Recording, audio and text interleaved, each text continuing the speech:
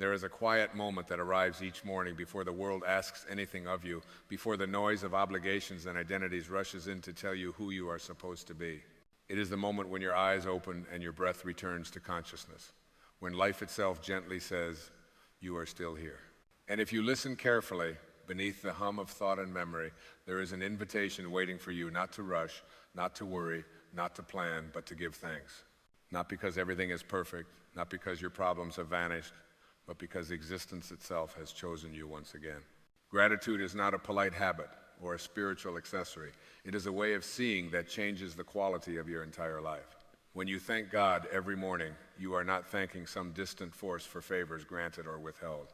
You are aligning yourself with the deepest truth of who you are, a being that did not create itself, yet is sustained moment by moment by an intelligence far greater than the thinking mind.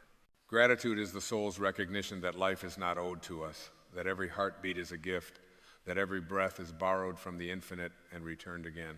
Most people wake up already behind, already anxious, already rehearsing yesterday's disappointments or tomorrow's fears. The ego thrives in this state. It lives on comparison, complaint, and the illusion that fulfillment is always somewhere else. But the moment you say thank you, not as a ritual, but as a felt experience, the ego loosens its grip. Gratitude pulls you out of time. It dissolves the false urgency that says you are lacking, that you are incomplete, that you must prove something before you can be at peace. You see, the ego cannot survive in a grateful heart. The ego needs dissatisfaction to justify itself. It needs resentment to feel important. It needs fear to feel necessary. Gratitude exposes the great misunderstanding at the center of egoic life, the belief that happiness is conditional.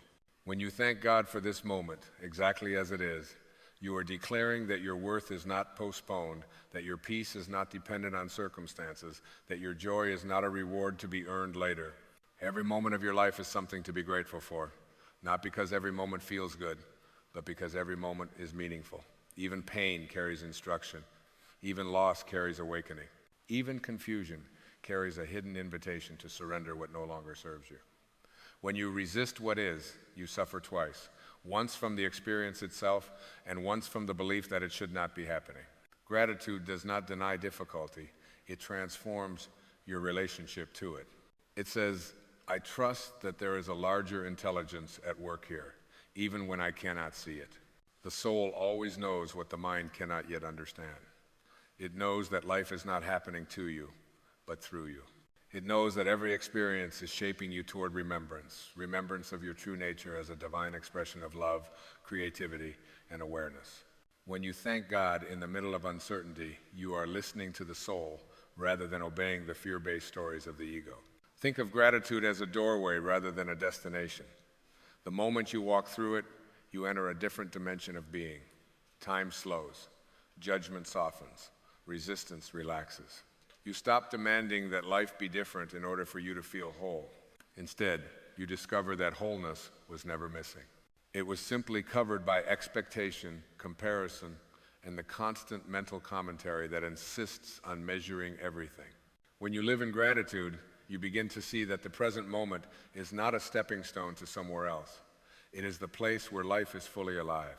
The past exists only as memory, the future only as imagination. But this moment, this breath, this awareness, this quiet aliveness is where the divine meets you. To be grateful now is to say yes to life as it is unfolding, without waiting for guarantees.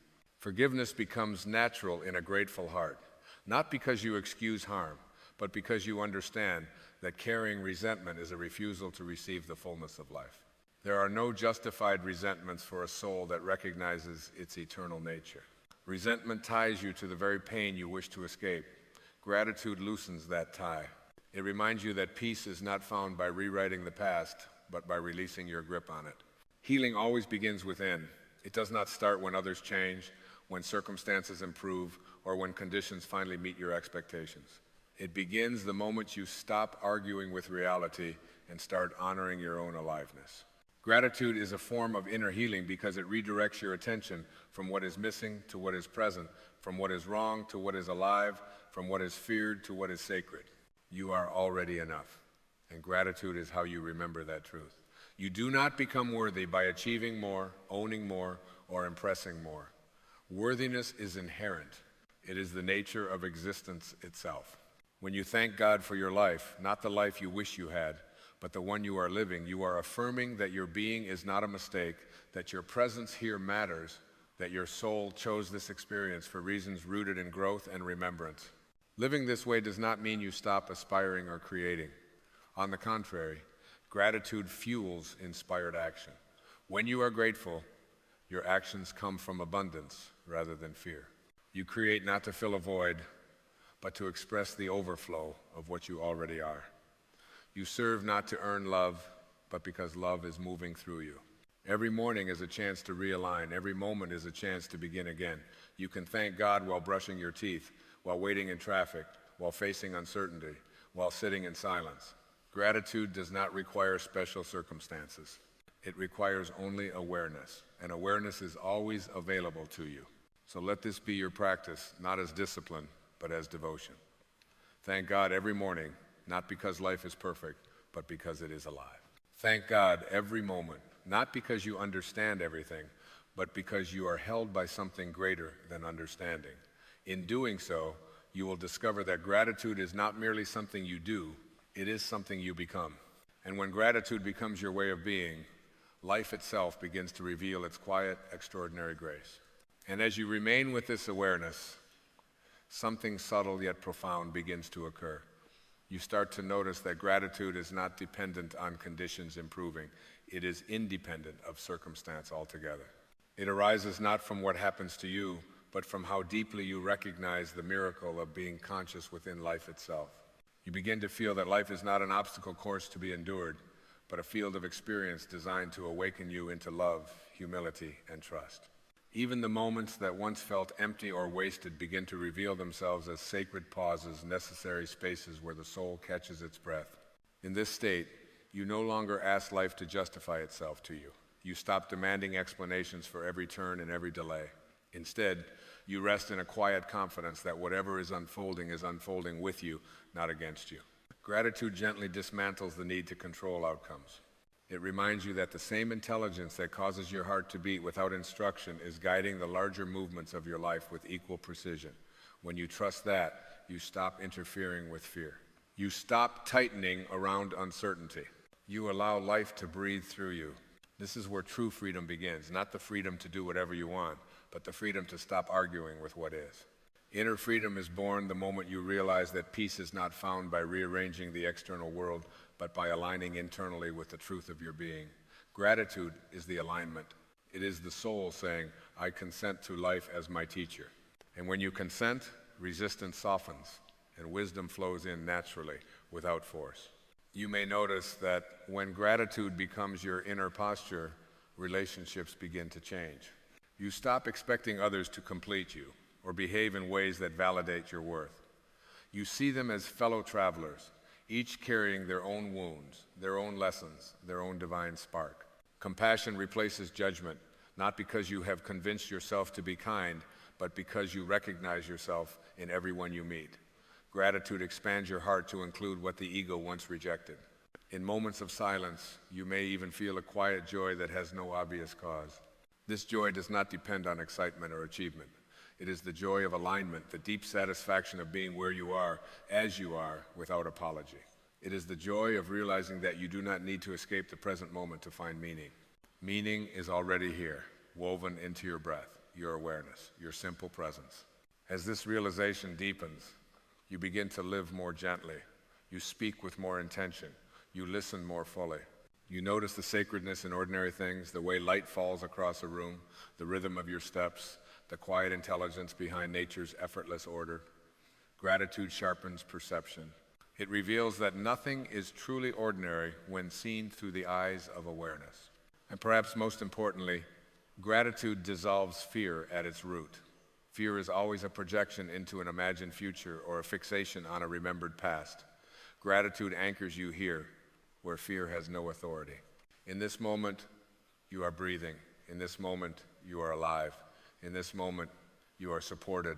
When you remain here, fear loses its voice, and love becomes the guiding frequency of your life. You do not need to wait for a crisis to awaken this way.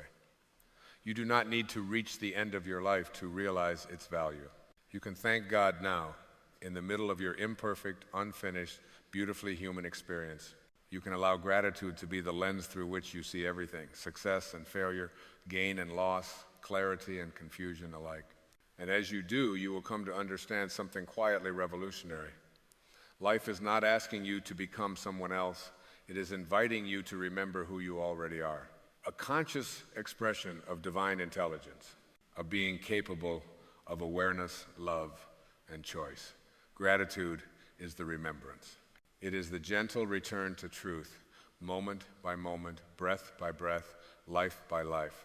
And as this remembrance settles more deeply within you, you may begin to sense that gratitude is not something you add to life, but something you uncover beneath the noise. It has always been there, waiting patiently, like a quiet current beneath the surface of thought. When the mind grows still enough, when the constant commentary softens, gratitude rises on its own, not as an effort, but as a natural response to being alive. You realize then that thankfulness is not learned behavior, it is the soul's original language. From this place, you stop measuring your life against imagined standards. You no longer ask whether you are ahead or behind, winning or losing. Those questions belong to the ego, which survives by comparison. Gratitude frees you from that endless accounting. It invites you to step out of the marketplace of worth and into the sanctuary of being. Here, nothing needs to be proven. Nothing needs to be justified. Your existence is enough. When challenges appear, as they inevitably will, you meet them differently. You no longer see them as punishments or signs that something has gone wrong. You begin to sense that difficulty often arrives not to break you, but to empty you of illusions about control, permanence, and separation. Gratitude allows you to stay open during these moments, to remain teachable rather than defensive. And in that openness, life reveals wisdom that resistance could never access. You may notice that even sorrow carries a strange tenderness when met with gratitude. There is a softness that emerges when you stop fighting grief and allow it to move through you. Gratitude does not erase sadness, it dignifies it. It says this too belongs. It honors the depth of your capacity to feel, to care, to love. And in honoring that depth, healing unfolds naturally, without force or denial. As you continue to live this way, you begin to recognize that every encounter is an opportunity to practice awareness. Every conversation becomes a mirror. Every interruption becomes a reminder to return to presence. Gratitude keeps you awake. It prevents you from drifting into unconscious habits and old identities. It gently calls you back to yourself, again and again, whenever you forget. Over time, this way of being changes how you experience time itself. You stop rushing through moments in pursuit of future satisfaction. You stop postponing peace. You understand that fulfillment is not a destination, but a quality of attention. When you give your full presence to what is happening now, gratitude naturally follows, because presence reveals the inherent richness of life. You may find yourself less reactive, less entangled in drama, less inclined to defend a rigid sense of self. The ego loosens because it is no longer needed for survival. Gratitude assures you that you are supported by something larger than personal effort alone. You begin to trust the flow of life, not blindly, but with a quiet confidence born of experience. You have seen that when you let go, you are not abandoned, you are carried. In this trust, compassion deepens. You recognize that everyone you encounter is doing the best they can with the level of awareness they have. This understanding does not excuse harmful behavior, but it frees you from the burden of hatred and blame. Gratitude allows you to respond rather than react, to choose love without self-betrayal, to set boundaries without closing your heart. Eventually, gratitude becomes less about words and more about presence. You no longer need to say thank you constantly because your way of living expresses it. Your patience expresses it. Your listening expresses it. Your willingness to remain open expresses it. Life feels less like a problem to be solved and more like a mystery to be lived. And in quiet moments, perhaps when you least expect it, you may feel a deep sense of belonging, not to a group, not to a role, not to an identity, but to existence itself. You feel at home in your own awareness. You realize that you have never been separate from the source of life you thank each morning. You are not a visitor here. You are an expression of the very intelligence you call God. From this realization, gratitude flows effortlessly. It is no longer something you practice. It is something you are. And in being it, You fulfill the deepest purpose of life, to awaken, to love, and to remember the sacredness of every moment you are given. And as this belonging becomes familiar, you may notice a gentle dissolving of urgency within you. The frantic need to hurry, to arrive somewhere else, to become someone more acceptable or more complete, slowly fades. Gratitude teaches patience without effort. It whispers that life is not late, that you are not behind, that nothing essential has been missed. There is a profound relief in realizing that the universe is not rushing you, and neither is your soul. In this softened pace, you begin to hear your inner guidance more clearly. The quiet intuition that was once drowned out by fear and mental noise now has space to speak. It does not shout or demand. It nudges. It invites. Gratitude tunes you to this subtle frequency because it quiets the ego's constant insistence on certainty. When you are grateful, you no longer need to know everything in advance. You trust the next step to reveal itself when you are ready to take it. You may also begin to see how often you once withheld gratitude, waiting for life to meet certain conditions before you allowed yourself to feel at peace. You waited for answers, for recognition, for resolution. But gratitude shows you that peace was never meant to be conditional. It was meant to be chosen. In choosing gratitude now, you reclaim authority over your inner world. You stop outsourcing your well-being to circumstances beyond your control. This choice does not make you passive. It makes you aligned. When your actions arise from gratitude rather than fear, they carry a different quality. There is less force and more clarity, less striving and more flow. You find yourself responding to life with a quiet intelligence that feels both personal and universal, as though you are cooperating with something wiser than individual will. In moments when the mind returns to old habits of worry or self-judgment, gratitude becomes your anchor. You do not scold yourself for drifting. You simply return again and again. Each return is an act of kindness toward yourself. Each return reinforces the truth that awareness is always available, that you are never truly lost, only temporarily distracted.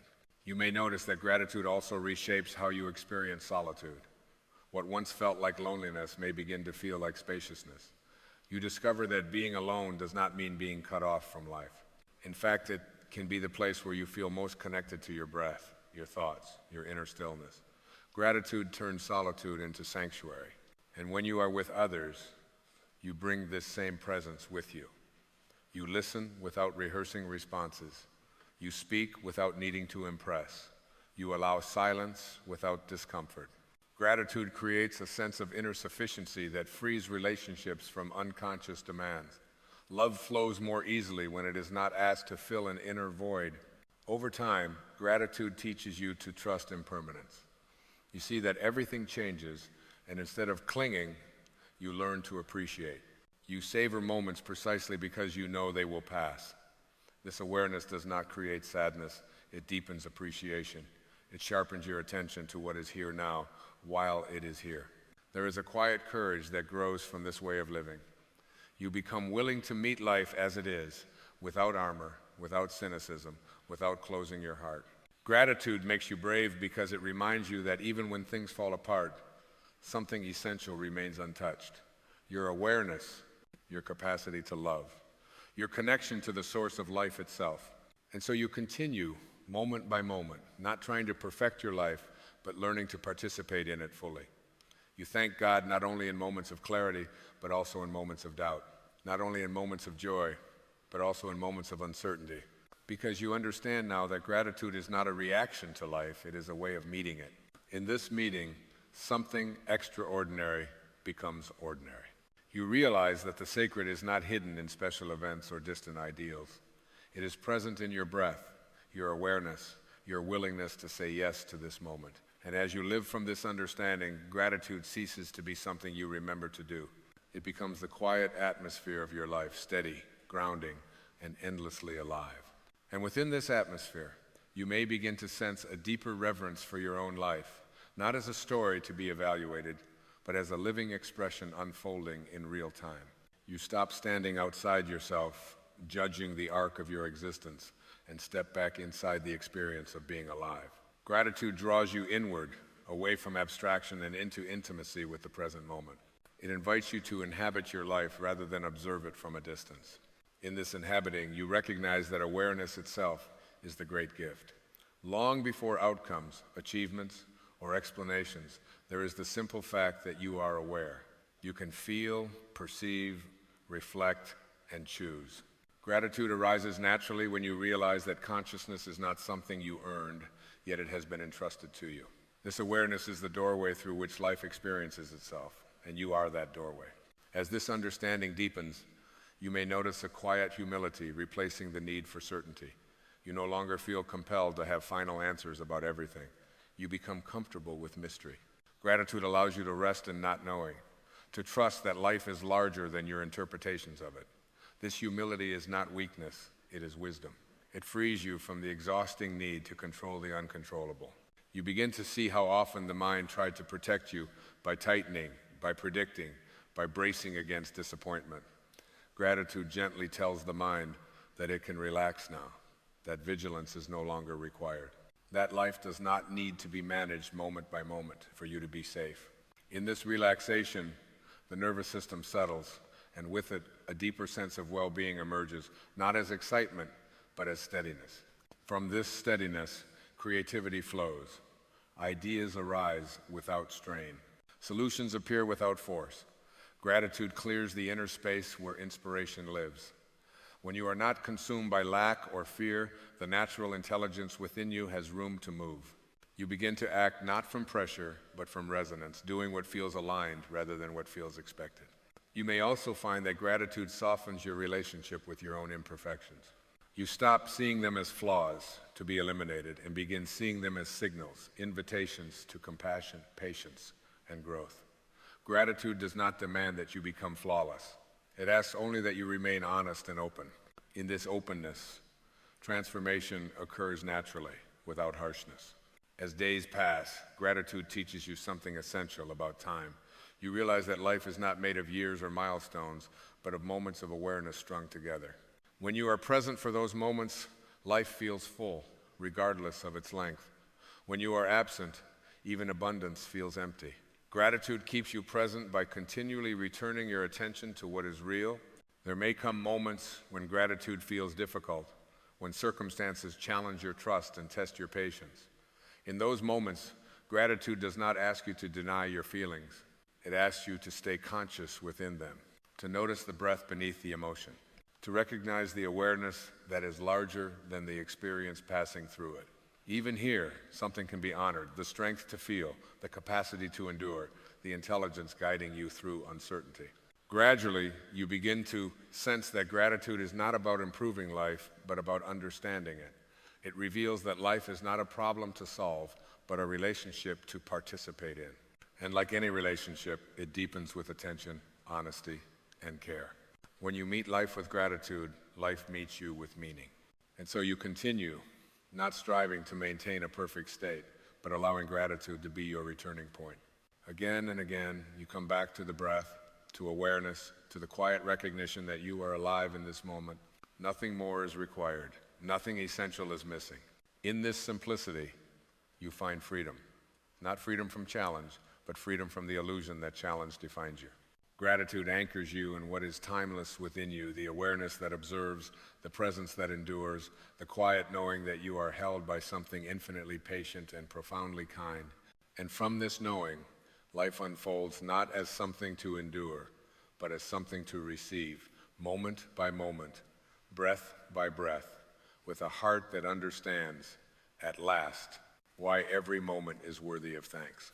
There comes a moment quiet, unannounced, when something within you grows tired of the constant noise, not the noise of the world, but the noise inside your own mind, the endless commentary, the rehearsing of conversations that already happened, the imagining of futures that may never arrive, the judging, comparing, worrying, explaining, defending. And in that moment, you don't dramatically declare anything. You don't shout. You simply feel a gentle exhaustion with living exclusively inside thought. And that exhaustion is sacred. It is the soul's way of whispering, there is another way to be here. Most people believe their thoughts are who they are. They wake up inside a stream of ideas, memories, plans, and labels, and they assume this stream is the self. But the truth, ancient, quiet, and liberating is that you are not the voice in your head. You are the awareness listening to it. Thoughts come and go. Awareness remains. And peace does not arrive when your thoughts finally behave. Peace arrives when you stop confusing yourself with them. The mind is a beautiful tool.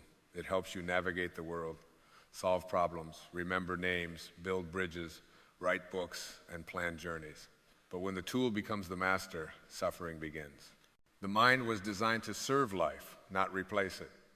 Yet so many people live as if life is something to be analyzed rather than experienced.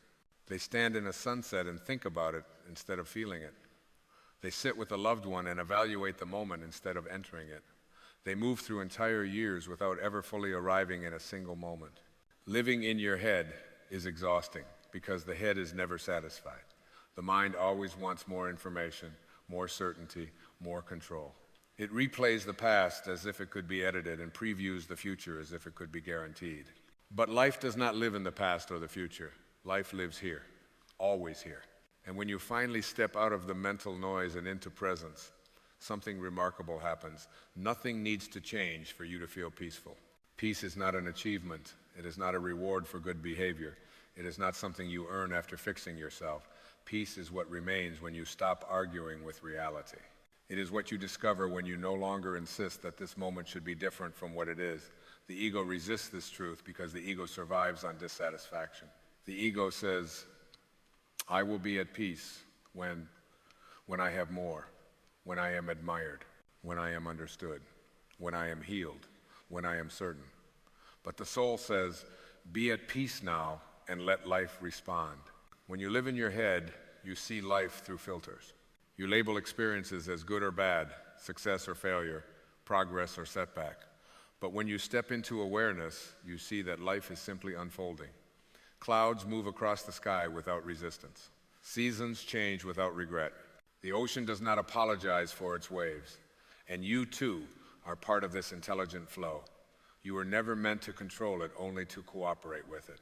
There is a deep relief in realizing you do not have to manage everything. You do not have to carry the weight of the world in your thoughts. You do not have to rehearse every possible outcome to be safe. The universe is not asking you to be its supervisor. It is inviting you to be its witness.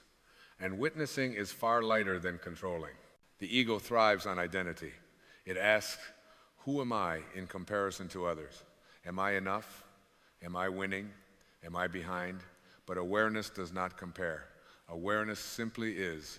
When you stop living in your head, you stop living as a bundle of labels. You are no longer the story of your past or the projection of your future. You are the presence experiencing this breath, this heartbeat, this moment. And here is the paradox that changes everything. When you stop trying to fix yourself, healing accelerates. When you stop obsessing over your flaws, compassion arises. When you stop narrating your life, you begin to live it. The mind wants to improve the self. The soul wants to remember that the self was never broken. So much of your suffering comes from resisting what is. You resist your emotions by labeling them as wrong. You resist your circumstances by wishing they were different. You resist your own humanity by demanding perfection. But resistance is a form of fear, and fear dissolves in awareness. When you allow an emotion to be felt without a story, it moves through you like weather. When you allow a moment to be what it is, it reveals its hidden intelligence. You may notice that when you stop overthinking, your body relaxes, your breath deepens, your shoulders soften. This is not accidental. The body lives in the present. It does not worry about yesterday or tomorrow, unless the mind instructs it to. When you return to presence, you return to the wisdom of the body. And the body knows how to heal when it is not constantly interrupted by fear-based thinking. Many people ask, how do I stop living in my head? And the answer is simpler than the mind expects. You do not fight thoughts. You do not silence them by force. You notice them. You watch them. You let them pass like clouds across the sky of awareness. The moment you observe a thought instead of believing it, you are free. Not free from thinking, but free from identification. The mind will tell you that presence is passive, that letting go is weakness, that awareness is avoidance. But look closely. The most powerful actions arise from stillness. The clearest decisions come from calm. The deepest love flows from presence. When you are anchored in awareness, You respond instead of react. And response is always wiser than reaction. Living in your head often means living in fear. Fear of being wrong, fear of being rejected, fear of not being enough. But awareness reveals a deeper truth. You are already whole. You do not need to add anything to yourself to be worthy of peace. You are not a problem to be solved. You are an expression of life itself. The universe did not make a mistake when it made you. It did not forget to give you something essential. Every oak tree begins as an acorn, and it does not apologize for not being tall yet. It does not compare itself to the forest. It simply grows according to its nature. And so do you when you stop interfering with your own becoming. When you finally stop living in your head, you begin to trust life. Not blindly, but deeply. You trust that you do not need to know everything to move forward. You trust that clarity comes through presence, not anxiety. You trust that answers arise when the mind relaxes its grip. This trust is not naive, it is intelligent. It is alignment with the same force that spins galaxies and beats your heart without asking permission. You may notice that forgiveness becomes easier when you are present. Resentment requires memory and imagination. It feeds on stories of what should have been. But in this moment, right now, there is nothing to forgive. There is only breath, sensation, awareness. And from this space, compassion flows naturally, not as a moral duty, but as a recognition of shared humanity. Peace does not mean life becomes perfect. It means you stop demanding perfection from life. It means you meet each experience with openness rather than resistance. It means you allow joy without fear and pain without drama. It means you trust that even uncertainty has a place in the greater order. The ego wants guarantees. The soul wants truth. And the truth is that life is happening now, not in your thoughts about it. When you return to this moment again and again, you discover that peace was never missing. It was only obscured by noise. So let the mind do what it does best. Think when needed, but do not live there. Live here, in the space between thoughts, in the breath before the next sentence, in the awareness that notices the world without needing to explain it. This is where peace resides, not as an idea, but as an experience. And as you practice this gentle return to presence, you may find that life softens, problems lose their sharp edges, relationships deepen, ordinary moments glow with quiet meaning. You are no longer rushing toward fulfillment, you are inhabiting it. When you finally stop living in your head, life does not become smaller, it becomes vast, intimate, alive. And you realize, with a calm certainty that needs no defense, that peace was never something you had to create. It was always what you are, waiting patiently for you to come home. And as you rest more frequently in this home of awareness, you may begin to notice a subtle but profound shift in how life speaks to you. Guidance no longer arrives as loud instructions or anxious calculations. It appears quietly, intuitively, often when the mind is least involved. A feeling in the body, a gentle nudge, a sense of ease or unease that has no logical explanation, yet proves accurate time and again. This is the intelligence of life moving through you when you are no longer blocking it with constant mental interference. The mind insists on certainty before action. Awareness invites action before certainty. And strangely, when you trust this inner alignment, life seems to meet you halfway. Doors open without force. Conversations unfold with less effort. Decisions feel lighter, not because they are insignificant, but because they are no longer burdened by fear. You are not reckless, you are receptive. You are not passive, you are aligned. There is a kind of humility that comes with stepping out of the head and into presence. You begin to see how much energy was spent trying to be right, trying to be seen, trying to protect an image. And you realize how unnecessary it all was. Life does not require you to perform for it. It asks only that you participate sincerely. When you stop defending a constructed identity, you free an enormous amount of life force that was previously trapped in self-maintenance. You may notice that silence becomes more comfortable. Not the awkward silence that demands filling, but a living silence that feels rich and intelligent. In this silence, creativity is born. Love deepens. Truth reveals itself without argument. The need to constantly explain who you are and why you do what you do slowly dissolves. You become less interested in convincing and more interested in being. From this place, compassion naturally expands, not as a virtue you practice, but as a state you inhabit. When you are no longer dominated by your own mental stories, you can truly listen to another without rehearsing your response. You can see beyond behavior into pain, beyond opinions into fear, beyond words into longing. And this seeing changes everything. Judgment fades, not because you suppress it, but because it no longer makes sense. Living in presence does not remove challenges from your life. It removes the unnecessary suffering layered on top of them. You still feel sadness, but it does not become despair. You still experience loss, but it does not define you. Emotions move through you like guests rather than taking up permanent residence. You feel them fully, honor them honestly, and allow them to leave when their message has been delivered. There is a deep freedom in no longer needing every experience to validate you. Praise no longer inflates. Criticism no longer devastates. Success is enjoyed without attachment, and setbacks are met without self-condemnation. You begin to sense that your worth is not negotiable, it is inherent. And from this knowing, you interact with the world, not to prove your value, but to express it. When you stop living in your head, time itself seems to soften. You are no longer rushing toward the next moment as if salvation lives there. You are not trying to escape the present in search of a better one. Instead, you discover that each moment carries its own completeness, even the unfinished moments, even the uncertain ones, especially the ordinary ones. And perhaps the greatest gift of this shift is trust, quiet, grounded trust. Trust that you will know what to do when it is time to do it. Trust that you do not need to hold your life together with constant thinking. Trust that something far wiser than the mind is already orchestrating your becoming. This trust does not make you complacent, it makes you courageous, because you are no longer acting from fear of getting life wrong, but from faith in being guided. So you return again and again to this simple practice of noticing the breath, noticing the space between thoughts, noticing the aliveness in your hands, your chest, your eyes. Each return is an act of love. Each return is a quiet declaration that you are willing to live rather than merely think about living. And in this willingness, peace continues to deepen, not as a dramatic revelation, but as a steady presence. A calm that does not depend on circumstances. A sense of belonging that does not require approval. A knowing that you are not separate from life, but an intimate expression of it. And from here, everything you do becomes less about effort and more about flow, less about control and more about trust, less about the noise of the mind and more about the quiet truth of who you have always been. And as this quiet truth settles more deeply within you, you may begin to recognize how gently life responds when it is met without resistance.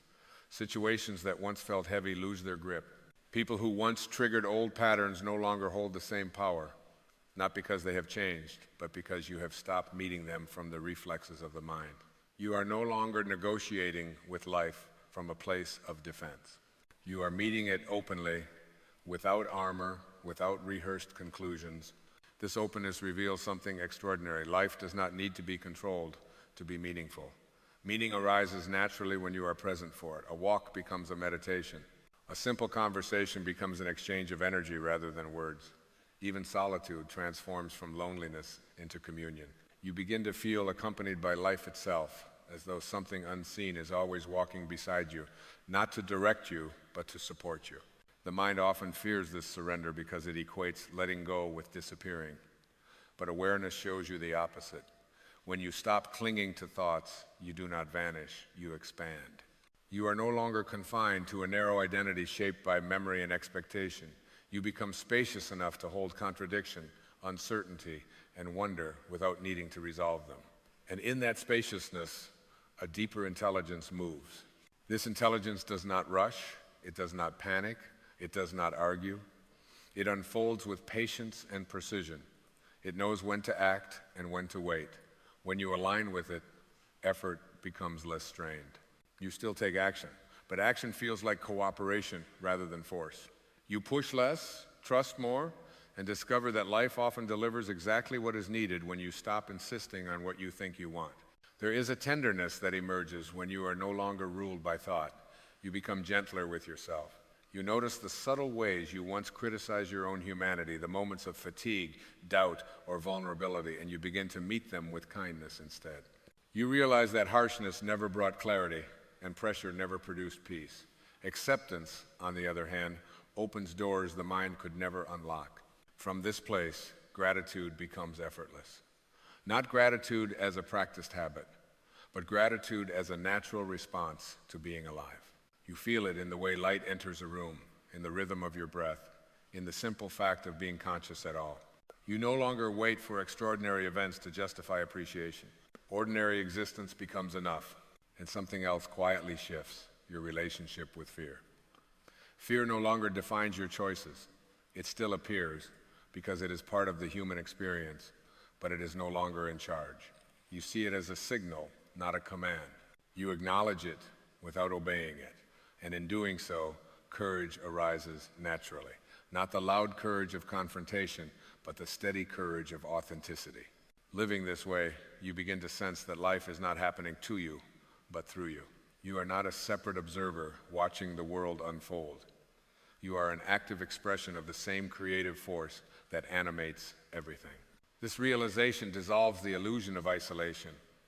You are never truly alone because you have never been separate. The need to rush fades. The need to prove fades. The need to arrive fades. What remains is a quiet confidence in the unfolding itself. You are no longer trying to get somewhere else to finally be at peace. You understand, at last, that peace is not a destination, it is a way of traveling. And so you continue, moment by moment, returning to presence whenever you notice the mind pulling you back into old habits, not with frustration, but with patience, not with judgment, but with curiosity. Each return strengthens the connection. Each return deepens the knowing.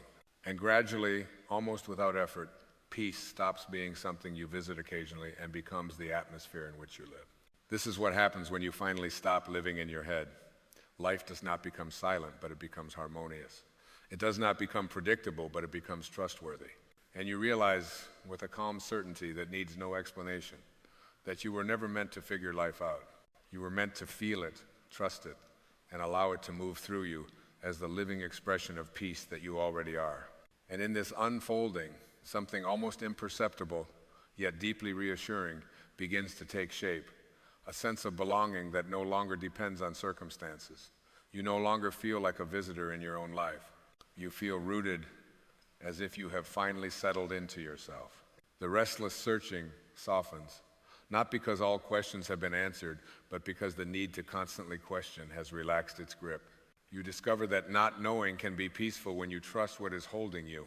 The mind once demanded explanations for everything: why this happened, why that didn't, why you are the way you are. But presence reveals that meaning is not always something you think your way into. Often, it is something you live your way into. Understanding arrives after experience, not before it. And when you allow life to move first, clarity follows gently, like dawn rather than lightning. You begin to notice how much of your former tension came from resisting your own inner rhythms. You pushed when you were meant to rest. You forced answers when you were meant to wait. You criticize yourself for not being ready when readiness could not be rushed. Now, attuned to awareness, you listen more carefully. You honor the natural ebb and flow. You trust that pauses are not failures, and stillness is not stagnation. This trust reshapes your relationship with effort. You still care, you still show up, but you no longer exhaust yourself trying to control outcomes. You act with sincerity and then release the result. You understand that your responsibility is to align your intention, not to micromanage the universe. And in this release, effort becomes elegant, action becomes clean. You do what is yours to do, and you allow the rest to unfold. As the noise quiets, intuition grows stronger, not as something mystical or dramatic, but as a simple clarity about what feels true. You sense when to speak and when silence carries more wisdom. You know when to stay and when to leave. You recognize opportunities not because they shout, but because they feel right. This knowing does not argue, it does not persuade, it simply is. With this clarity comes a new relationship to identity. You are no longer overly invested in roles, success, failure, strong one, fixer, seeker. You can wear them when needed and set them down when they no longer serve. You realize that identity is functional, not fundamental. Who you are at the deepest level cannot be reduced to any description. And this realization brings enormous relief. From here, love changes texture. It becomes less about need and more about presence. You no longer seek others to complete you, because you are not experiencing yourself as incomplete. You share not from emptiness, but from fullness. And when connection happens, it feels less like attachment and more like resonance. You recognize yourself in others, and others recognize themselves in you without effort. Even pain, when it arises, is met differently. You no longer dramatize it or suppress it. You allow it space, knowing it has its own intelligence. Pain becomes a messenger rather than an enemy. It points, teaches, softens. And because you are not layering it with mental resistance, it passes more quickly, leaving behind insight rather than bitterness. There is a quiet joy in this way of being, not the excitement of constant stimulation, but the contentment of alignment. You may still laugh loudly, dream boldly, create passionately, but beneath it all runs a steady current of ease. You are no longer bracing yourself against life. You are moving with it. And perhaps the most profound shift of all is this: you stop postponing peace. You no longer tell yourself that one day, when things are different, you will finally relax. You understand that the habit of postponement was created by the mind, not required by life. Peace does not wait for conditions to improve. It emerges the moment you stop insisting that they must. So you live now, not perfectly, not constantly mindful, but sincerely. You notice when you drift back into the head and you return without self-reproach. You breathe, you feel, you remember, and each time you do, the space of peace opens a little wider. This is the quiet revolution that happens when awareness becomes your home. Nothing dramatic announces it, no external marker confirms it, yet everything changes. You are no longer trying to escape your life or explain it away. You are inhabiting it fully, gently, honestly, and in this inhabiting, you recognize a truth that feels both simple and immense. Life was never asking you to be more than you are. It was asking you to be here, and now finally, you are.